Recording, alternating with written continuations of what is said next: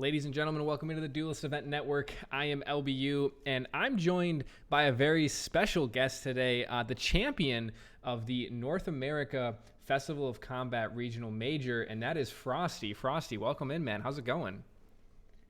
Pretty good, dude. It's a pleasure to be here. Thanks for having me. Absolutely, absolutely. I'm super glad you could join us. What we're going to be doing today, folks, is just kind of going through the matches, all the ones that Frosty did pick up over Bevin, and just kind of, allowing Frosty the opportunity to go over some of those fights and some of those key moments and things that could have gone differently, etc., and the way that they went. Do you have anything to really comment on as far as the tournament itself, how you felt going into it, your control of nerves, etc., etc.? Well, I mean, I had participated in the one that was held the month prior to this one, and I went out in the first round. I was pretty disappointed about that, but the nerves definitely got to me, dude, because that was one of the first tournaments I had ever participated in. And then I did the TWT tournament shortly after that one, and I got to the second round, and I was getting more used to it, you know. And this time around, I was definitely more calm, cool, and collected, for sure. Yeah, I think your gameplay really showed that. Now, I've had the pleasure of fighting you a little bit, and you fought a bunch of different setups. I mean, I've seen you on the Claymore, I've seen you on the two-handed curved sword. What made you choose the two-handed HTS, which is pretty much what you ran throughout the whole tournament? Well, a funny story about that actually. When I was doing my first playthrough of Elden Ring, right, I was running through Limgrave and everything, and then just exploring, and then I found a treasure chest, opened it up, and I was like, what is this, bro? This is the Great EP, right? And I was like, heavy thrusting swords, like that was a brand new weapon class, you know, with Right. Elden Ring. And I was like, I had always gravitated towards spears in the past games because I've always been a spear main. And I played around with the moveset with that for just a little bit, and I was like, wow, they made a weapon type just for me. So Yeah. yeah, I just ended up using that throughout my entire first playthrough, and it clicked.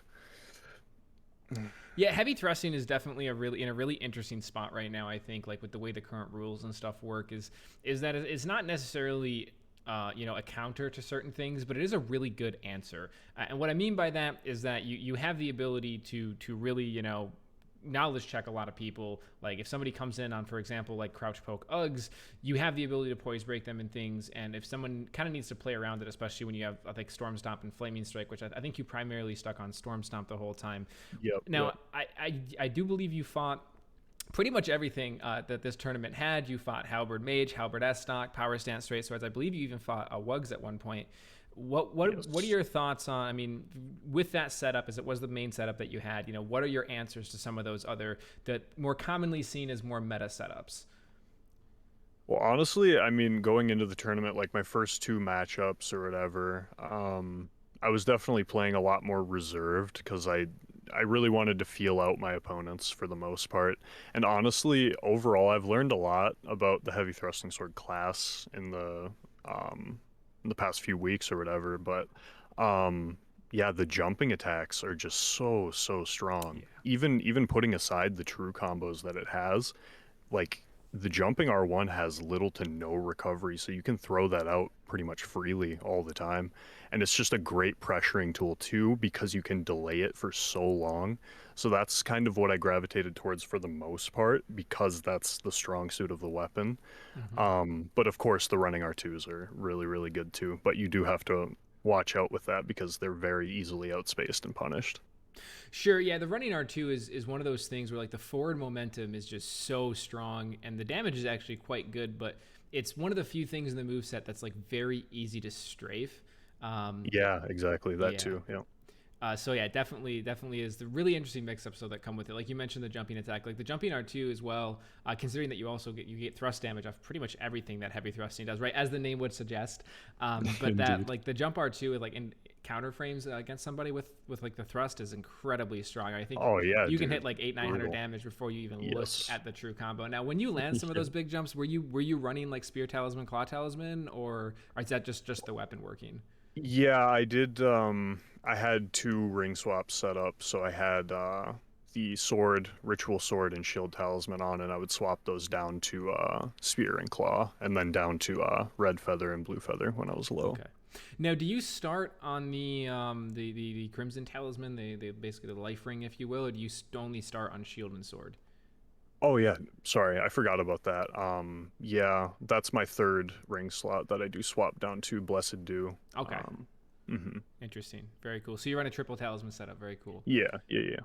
Awesome. Well, I think without further ado, we can kind of go into some of the gameplay and watch that. So what we'll do is in this tournament, you actually won 6 matches against Bevin because you came up from the losers rounds and fought Bevin in the main bracket again. So I do have to ask because Bevin was the one that sent you down, if I'm not mistaken.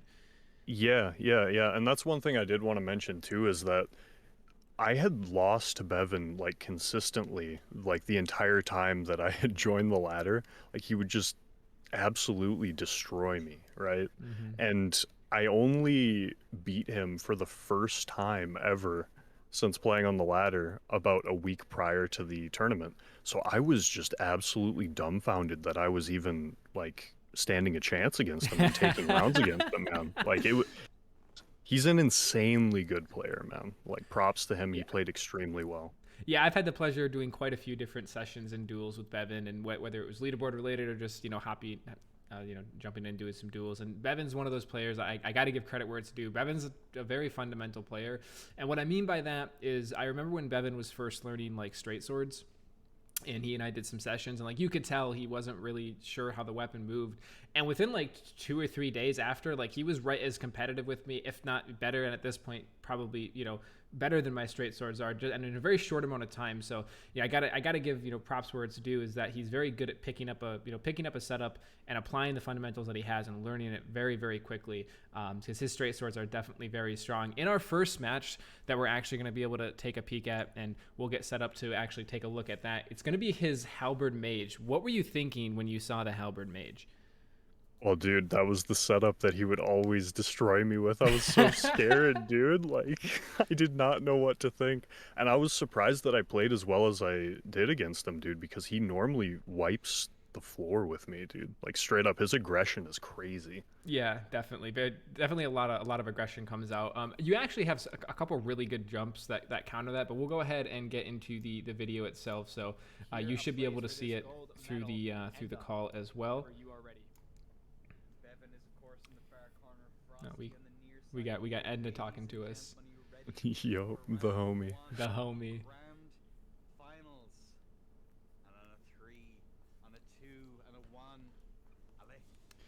Okay, so I'm trying to remember how this one actually played out, but looks like you were pretty aggressive off the. You do that a lot with the frost pots. Is it more than is it more than just the anti-Physic, or is that you're also the fact that you get that stamina and the little burst damage?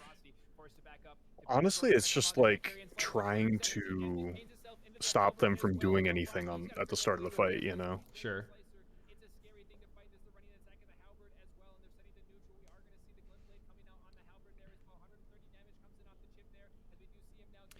What's your strategy with dealing with the Terra Mage? Honestly, I didn't even like pay it any mind. I was just kind of winging it going into it. Sure. But obviously, it's extremely dangerous fighting them in it. Yeah, I mean, carry and trying to can force do a them lot. out was my plan. And are you using a Frost HDS here? I am indeed. Yep. And that was actually one thing. I threw an albinoric pot on him so he couldn't drink there. Okay. That was huge. Actually, utilizing pots, man, that's something that I'll be honest, I've yet to see people do throughout all the leaderboard. I mean, people throw like the frost pots and like the little Illyrian skull pots, but the ones that actually prevent the drink of right. Yeah. Yeah.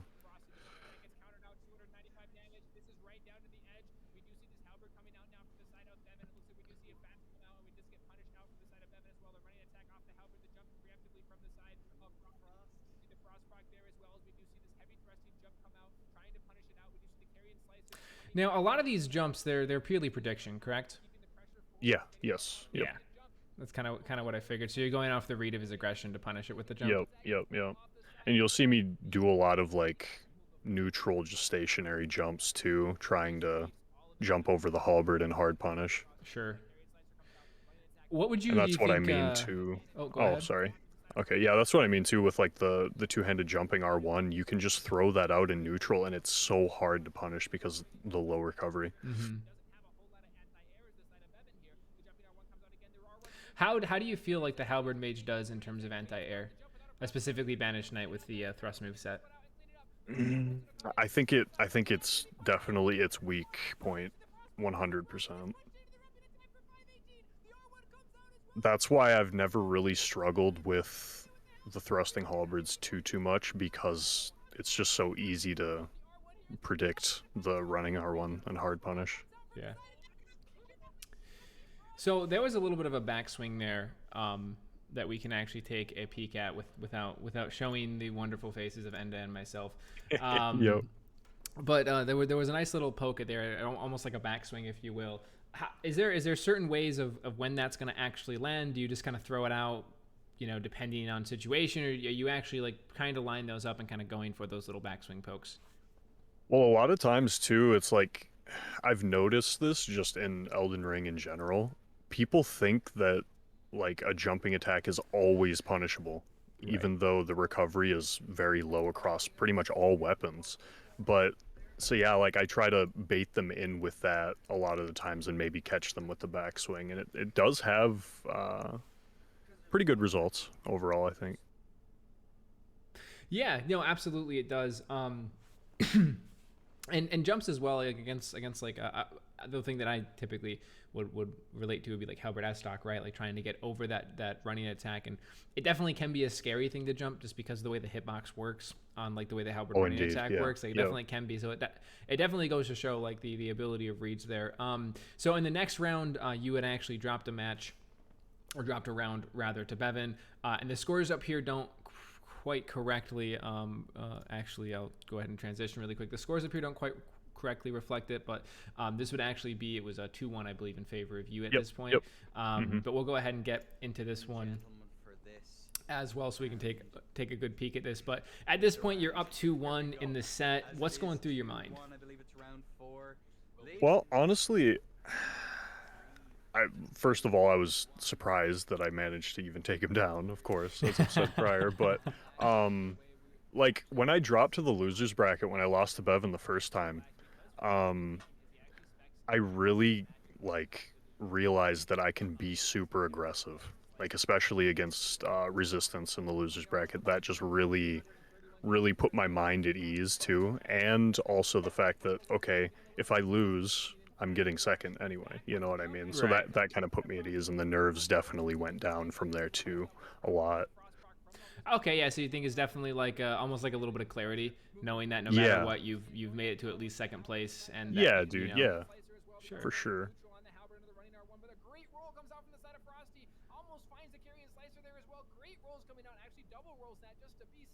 Bevan's positioning on those neutral R1s too, that caught me many times. He was playing that really well. Yeah, it's one of the things I think is like from neutral, like with jumps excluded, Halberd definitely has a bit of an upper hand in that little bit of a matchup, right? Because Oh, like it's a agreed. little Yeah. bit easier for him to space out the pokes and stuff that you're going to throw versus you having to get the forward momentum to actually punish the Halberd. So it definitely shows there. But I mean, you do a great job of showing the power in the jumps. Because even right there, you see he kind of jump to throw him back, and he kind of has to back up Yep. because if he goes to Yep. aggress. Exactly. Yeah. Because of how long you can delay them. Yeah. Mm-hmm. Super brutal. One thing I do want to say about that is I was really happy to see that, because I'm pretty decent against dual straight swords considering how strong they are. It's kind Right. of surprising, but uh like you and Enda had mentioned many times and throughout the tournament commentating me, um my reaction rolls are just, they've been my strong suit ever since I started the games. That was unfortunate. That I felt super bad about, because that was lag. Oh, the storm stomp that caught him from like Yeah, 10 yeah, kilos yeah. away. Yeah. Luckily, that was the only amount of free damage that I got on him via lag. Like we made the joke earlier, it wouldn't be a match without the Frosty skipping, right? No, I I'm know, joking. dude. Um, it sucks too, dude. Like I wanna touch on that too, dude, because it's like it feels so bad for me too, dude. oh, I'm Like sure. if I had a better option, I would, you know? No, I get it entirely. I definitely have had issues with ISPs and stuff in the past where it's nothing you can control. It just happens sometimes and it is what Yeah, it is. yeah. But in the matchup versus that was a really good delay on the jump there. But Yeah, I know, man. in the matchup of straight swords, because actually the rest of the matches we'll see now will be straight swords versus Yeah, heavy yep, yep. thrusting. In that matchup, straight swords versus heavy thrusting, you don't really have the option of like the neutral jump anymore.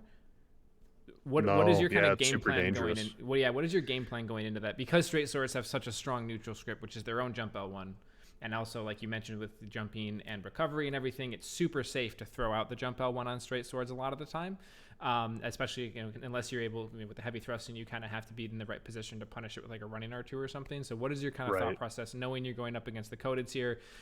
As you just come back, you beat him in it 3-1. You're in the absolute last set of finals that you can play. What's going through your mind knowing that you're going up against the codeds? Well, first of all, in the first match, not in the finals, but in the semifinals when I first fought this setup, I learned that I definitely needed more aggression because like you've mentioned many a time, it's my playstyle is very passive aggressive, you know. I wait for that moment and then I capitalize on it hard, you know. And that was something that I definitely struggled with in the semifinals against him. I I still did get 2 wins on him, but his overwhelming aggression just absolutely destroyed me.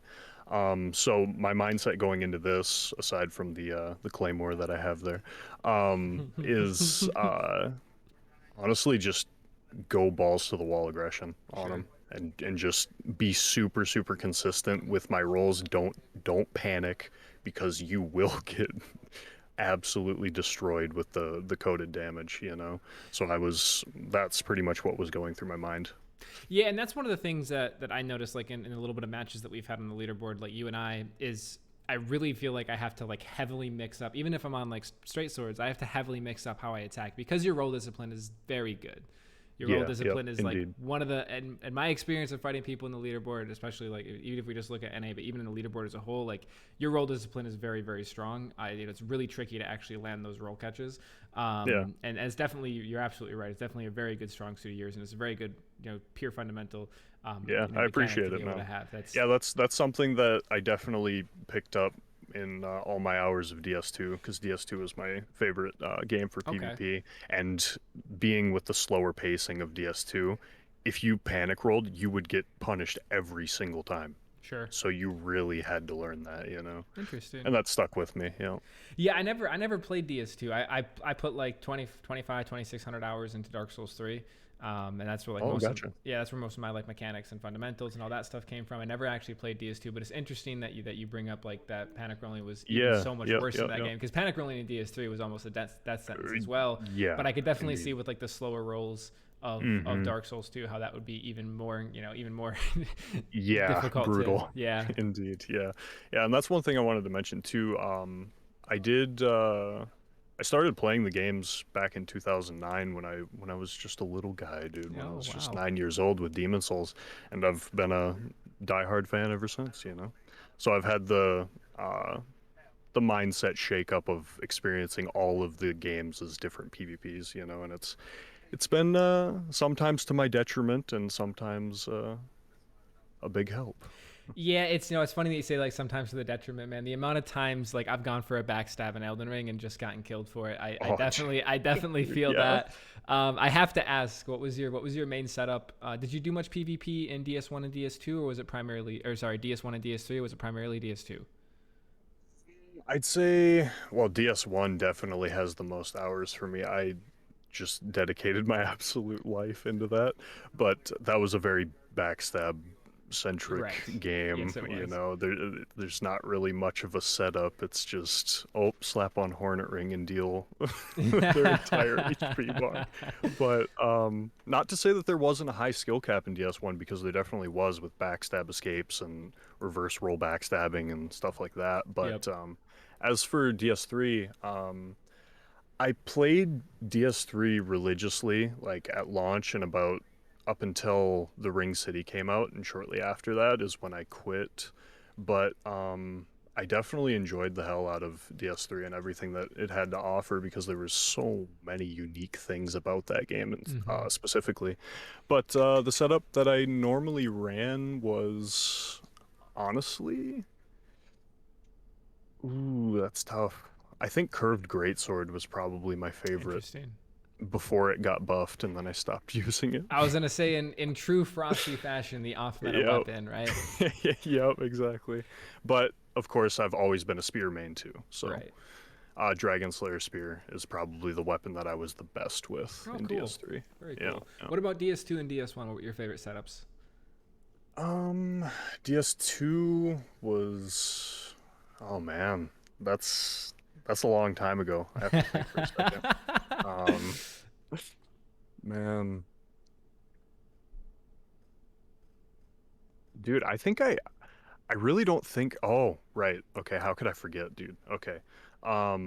I mained the Flamberge in Dark Souls 2, which Okay. had the Hollow Slayer moveset Okay. from Dark Souls 3, if you're familiar. Mm-hmm. That moveset actually originated in Dark Souls 2, and it was just absolutely insane for roll catching people, and that was my bread and butter. And then I would have a uh, offhand Shadow Dagger for a quick attack mix up kind of thing. So Very yeah, and I was one interesting. of the top. I was one of the top players in DS2 as well.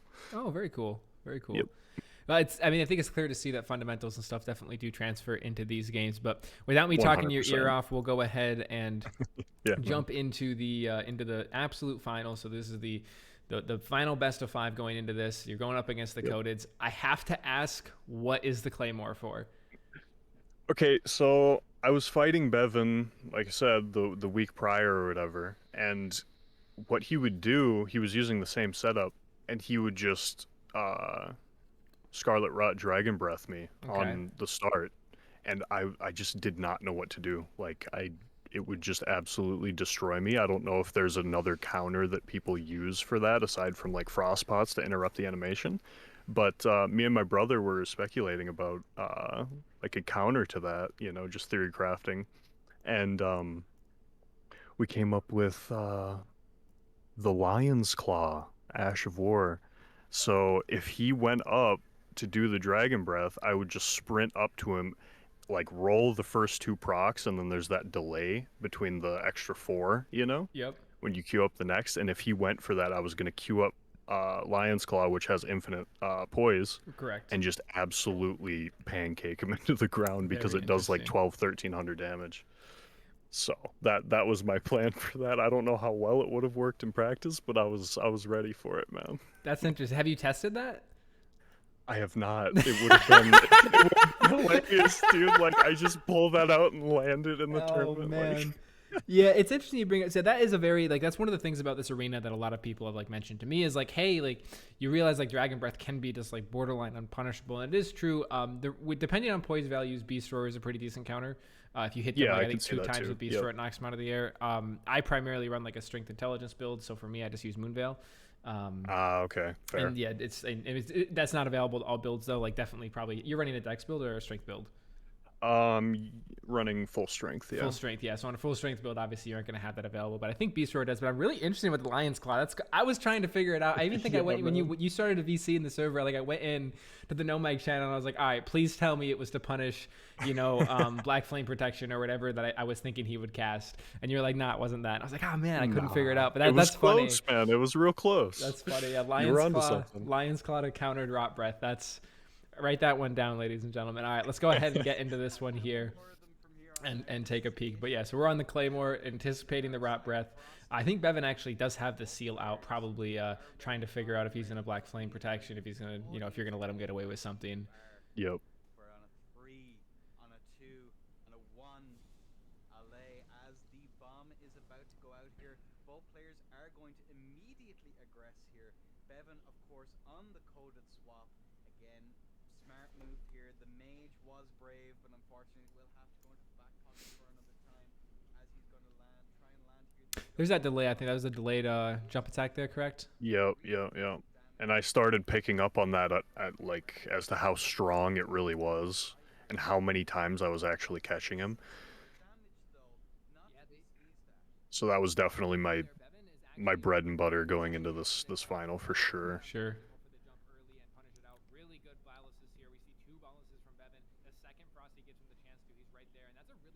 How much poise are you running? 61, super not optimized for anything at As I say, all. it doesn't Yeah. look like very high poise because on heavy thrusting you can run a full 99 under the rule Right, set. But yeah. I have to commend you as somebody who's not a very big fan of passive poise. I have to commend you for only running the bare minimum that you really need to run to be Yeah, competitive. yep. Mhm. Yeah, man, I gotta rock that fashion, man. I've always Absolutely. been about fashion souls and now Elden Bling, you know. There we go. There we go. You got the Fallen Knight helmet on. Yo.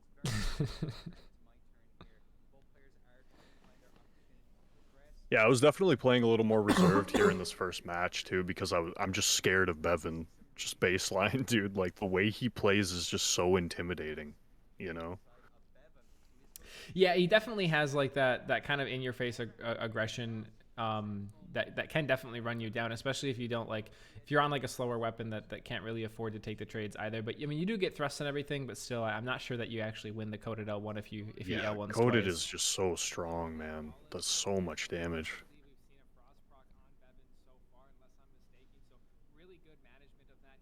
Yeah, and I didn't even get the true combo there because I was so scared that he was gonna hit me, dude. I do that many times in the grand finals here too. One other thing I want to mention is your usage of Storm Stomp. It's a very, in my experience, a very common misconception that Storm Stomp can just kind of outright counter aggression. And you're using it very reserved here. And I assume because you probably share a similar thought that it definitely is something that can be pretty easily punished. Is that kind of why you're delaying when you're using it and only trying to use it in certain instances, or is it just something that you're not comfortable using it, don't use it a lot type of deal? Well, I think both of those is accurate and true. I think a lot of people just throw it out mindlessly because they think that, oh, I won't get punished for this, but that's very much not the case in a lot of scenarios. And also the other reason that I don't use it a lot is because I just don't use Ashes of War a lot. I forget that they're a part of the game, dude. Like that's genuinely it. Yeah, I mean it is like yeah. If you don't have a lot of experience using it, that's one of the things is like a lot of people have been like, oh, Storm Stomp, it's this and it's that. And Storm Stomp's very good. Don't get me wrong, Oh, dude, but especially 100%. One of the against like best Ashes. yeah, especially when you're looking at like a coated sword that has that range that you really can't afford to take trades and stuff against that. Like Storm Stomp definitely can be risky, but I like your usage of it. And one of the things I liked is a lot of times you seem like you were using it like when you had corner pressure and kind of using it either Yeah, as a zoning yes. tool or a roll catch tool, which is 100%, dude. definitely Yes. definitely I think one of the best ways to use it. Do you think you'll mess around with Asher Wars a little bit more as you continue to play on the leaderboard, or basically even you want a tournament hardly having to use it? Are you going to stick to that mindset? Well, that's kind of my whole mindset ever since I started playing the games. I'm just a very fundamentals based player. I just rely on that more than anything else. There's a lot of people that do rely on a particular setup to beat people Right. or, for specific matchups. And of course that's definitely the case and that can definitely help you, but I'm genuinely of the opinion that you can beat anyone with any weapon depending on the setup. No, If you I play think well that's enough, yeah. I like think that's a it's good yeah, yeah. like mentality to have. There's definitely like yeah, you always have like the on paper matches of like what setup would Oh, win dude, for with sure. equally skilled Yeah. players, but Yep. I think it's a good mentality to have. Is like this is the setup that I use. This is the other setup I use. It doesn't really matter as long as I play my game. I should be able to win. And I think your duels do a really good job of showing that. As we'll get into the next round. Yeah, for sure, man. So we're up 1-0 to Bevin. Now you have a head start. What's going through the head? I think at this point I was like, okay, that was insane that I managed to pull that off. Let's try a little bit more aggression there. And I think you really start seeing it in this second match and then the most in the third because I definitely get a lot more comfortable in that regard. So I'm just trying to push the envelope while playing still safe. Yeah, and that was in that last match. I mean, it was very, very on the wire. Like, had it not been for landing like the jump true combo, like you were Yeah, pretty much exactly. like Yeah, very yep. close to dying. So I could definitely see Agreed. that. Something that And Bevin's been doing in these matches was running underneath your jumps. What's yeah, a dude, good that. way that you try to Oh man. counteract that? Oh, I mean, that's always scary. I just try not to panic, that's the best thing that you can do if somebody's on you. Mm-hmm.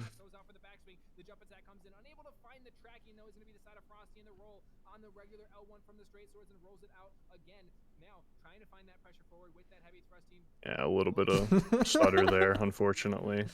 Yeah, it's not. It kind of happens, and I mean, it shows obviously that like he got the Phantom proc on his side, like you had rolled. So Yep, it probably exactly, didn't look right. like that on all sides, just on ours, Yep, but yep. still. Gotta love the way that works, man. You're really careful on this one ultimately. Like he's going for these back swings, and I'm just waiting. I have a strange feeling it's Frosty trying to condition him so he can set up for that storm stomp. It's going to Was Enda's prediction correct there that you were trying to condition for a storm stomp here? access to storm stomp. Storm Stomp was not on my mind at all. I just, whenever I got an opportunity to maybe throw it out, I was just like, okay. But I mean, it was amazing that he called it regardless. Yeah, because he talks about like you setting up for the storm stomp. Then you do end up storm stomping like very shortly after. So I Yeah, didn't know if that yeah. was one question I do actually have about heavy thrusting specifically. So with other weapons, you can kind of free aim your jumps. Is that the case with heavy thrusting with that R1? It is, but it seems rather inconsistent because the active frames end relatively quickly. Sure. Like even if you're like you jump right in somebody's face and you queue up the attack as fast as possible, it doesn't land. At least for the R1. That's how like quickly the attack frames actually end on it. So Okay. it's definitely possible and it's usable in a lot of scenarios, but I think mainly reserved for the jumping R2 is more towards like where you want to manually free aim it. And the jumping R1 actually does a decent job by itself just with the lock on. Yeah, I mean, heavy thrusting's tracking is definitely something else. Yeah, for That sure. that is for sure. With that heavy jumping, like with the jumping R2, how much room do you actually have to free aim that? Like if somebody goes to run underneath you, for example, are you able to catch them with the free aim? It's about 180 directional. And it seems to be like if you do like a running jump, it seems to like be less for some reason, as like a neutral jump allows you to manipulate it more. I don't know how true that is. Might have to hit up Amir and When have in him do doubt, the when in frame doubt, data on just ping that. Amir.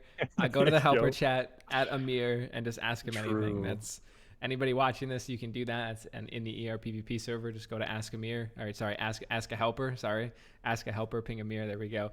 It might as well be Ask Amir, bro. Yeah, pretty much, right? Go to Ask Amir, ping a helper, something like that. But our final match here, we'll go ahead and get into that. So you are up 2-0 against Bevin. It's all all or nothing here. You have a few rounds to drop. Yep. What are the nerves like here? I didn't feel anything. I was just like, okay, I'm in it right now. I'm in the zone. Like they call it the gaming flow state, and I believe I definitely hit that in the grand finals match. Certainly. Well, let's go ahead and take a look. So we're still on the Claymore, looking for the punish. So you actually Yep. ended up sacrificing getting your drink there, but you tend to run the bubble tier, correct? Yes, yes. Okay. Do you think it is worth taking a stat tier over the bubble tier? I mean, it depends on the setup, of course, if you really need those points for something, but me personally, I just like to play it safe with that, and I don't like to get any more complicated. Sure. And actually, right here, I noticed in the first match that he was getting a lot of boluses off, and I purposefully distanced myself there to get him to pop the bolus to get the jumping R2 off. Very cool. A little bit of conditioning going on, a little bit of reads. Indeed, indeed.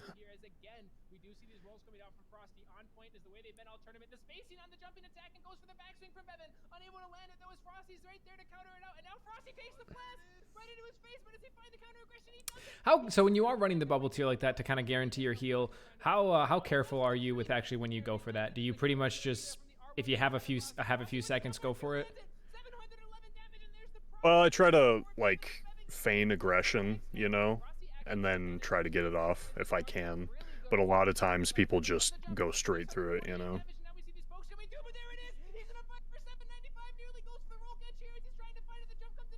I love your commentary, man. So god tier, dude. Oh man, that was a really cool match. Because like Bevin had done a jump L1 for like, what was it? Man, it was like 630 damage or something like that. He lands a jump attack, and like basically for the whole rest, the whole rest of that fight, you're like on gotta be like what 180, 200 HP. Yeah, it was spooky. How do you when you're in that set? How do you sense of like existential dread, man? Like when you're low on HP, it's like fuck. Yeah, no, it definitely like when you're in that situation and everything, it like I was my next question was like how do you keep those nerves under control to actually, you know, not only stay in the fight but come back and win at a pretty big health deficit, because I don't even think his like tiers had popped yet, because I think you land like 3 more jumps after that to actually finish out the fight. Yeah, and the frost proc, definitely helped me.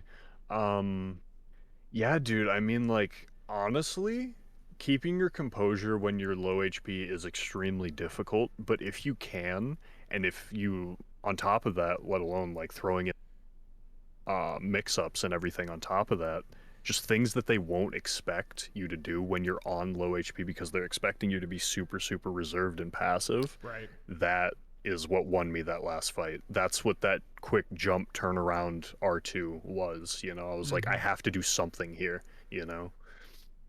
Yeah, no, it definitely worked out. I liked the roll catch at the end to finish it out. But yeah, I mean, all in all, man, you had a phenomenal performance. It was a lot of fun watching you play. It was nice to see a setup that doesn't quite get as much play as some of the other setups do, because I'm very split on whether or not heavy thrusting sword is meta per se, but like it's very good. It is definitely a very high tier setup, and you can do a lot with it. You get a lot of freedom with it, a lot of different setups that you can run with it.